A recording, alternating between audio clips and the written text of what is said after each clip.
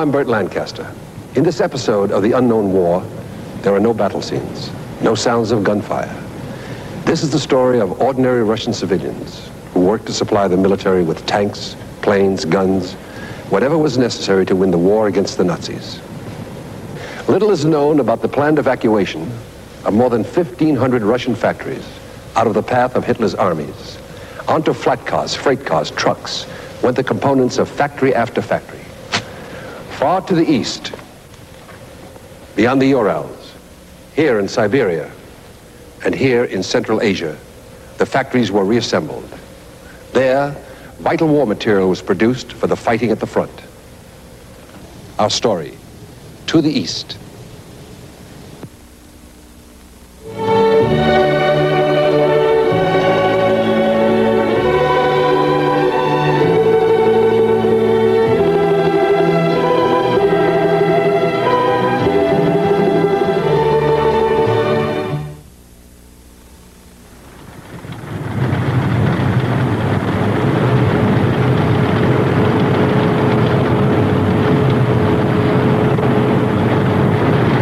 History, the Germans were fond of saying, is learned by guns. They would eventually discover the truth of that.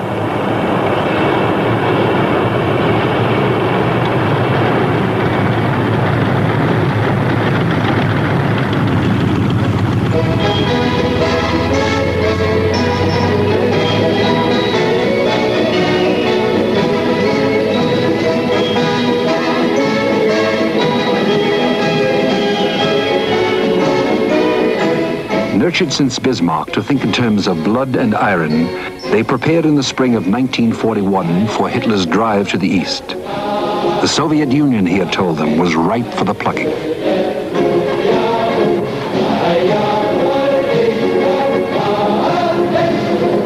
Germany had coal and steel aplenty. Her technology was advanced, her industry highly productive, her labor force swollen by the peoples she had subjugated.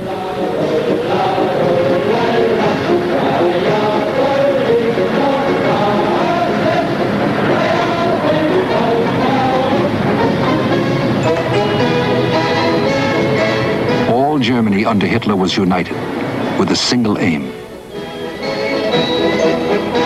Hitler finalized his plans for Operation Barbarossa, its aim the extinction of the Soviet Union.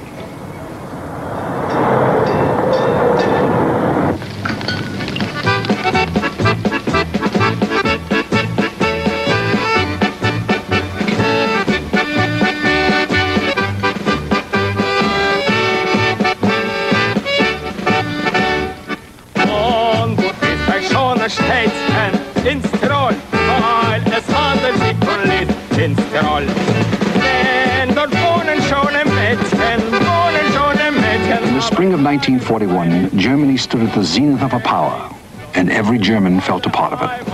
They had come into their inheritance. Germany's appetite was prodigious. Food arrived by the trainload from the conquered lands. Fish from Norway, eggs from Belgium, cheese, meat, wine from Denmark, Holland, France.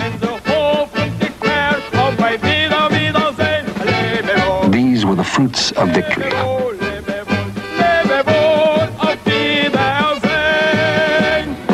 Everyone shared in the affluence brought by the war.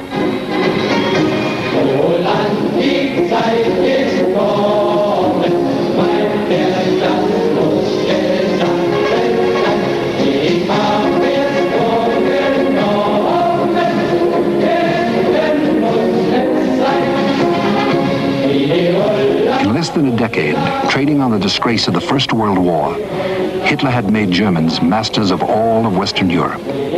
Germany, they sang, Germany over everything.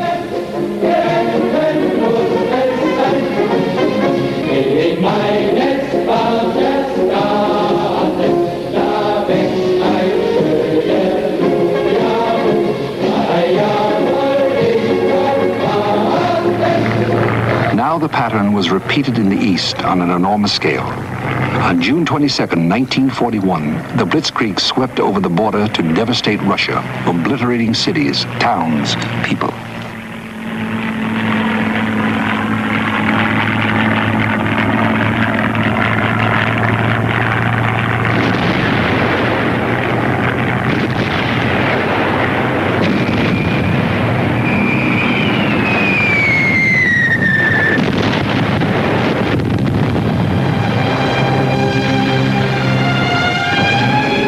hundreds of thousands of civilians in the path of the assault, the world they had known was wiped away, and they watched everything around them dissolve in flames. The fires blazed from the Baltic to the Black Sea, farms, towns, factories, cities.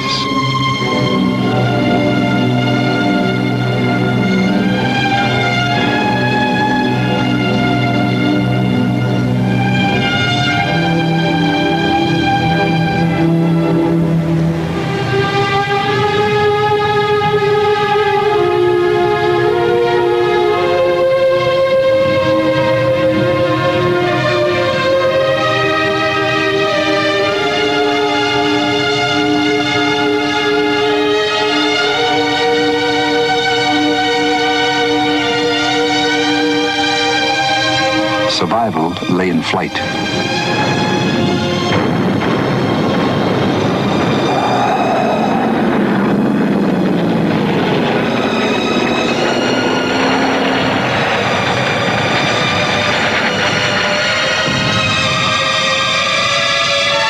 All across the Ukraine, Belorussia, the Baltic states, the streams of refugees gathered, traveling by whatever means they could, stunned in fear of their lives. They knew only one direction, east, into the heartlands of Russia.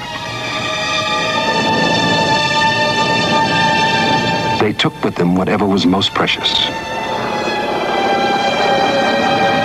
Hundreds, thousands, tens, then hundreds of thousands. The streams became a flood. Stoically, patiently, they waited for their only hope of salvation along the railroads already being bombed and strafed by Nazi planes. They waited for days without complaint.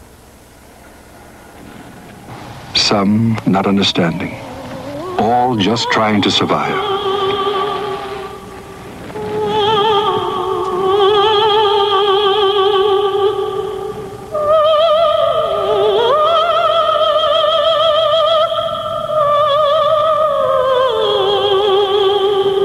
What they had been forced to leave behind was a major part of Russia's wealth. When the Germans overran the Ukraine, they took Russia's richest source of grain, sugar beet, pork, beef, milk, butter, cheese. They took the great iron and coal centers of the Donbass, their power plants in Dnieper. They swallowed everything of value. What the Germans did not need, they destroyed.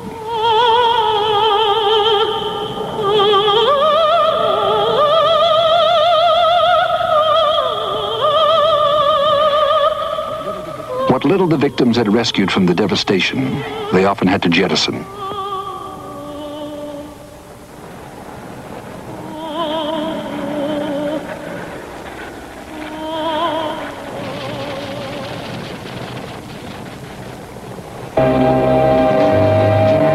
In Moscow, the Soviet government had established an evacuation council by the third day of the war. It had to deal with the forced exodus of millions and reorganize an entire economy.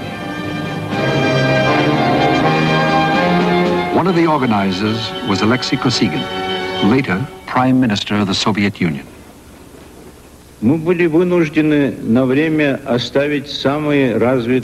We had to withdraw for a period of time from the most developed areas of the country, for Russia traditionally grew from the west to the east, as, say, the United States started from the East Coast. We no longer had our iron and steel in the south. We no longer had our main arable lands.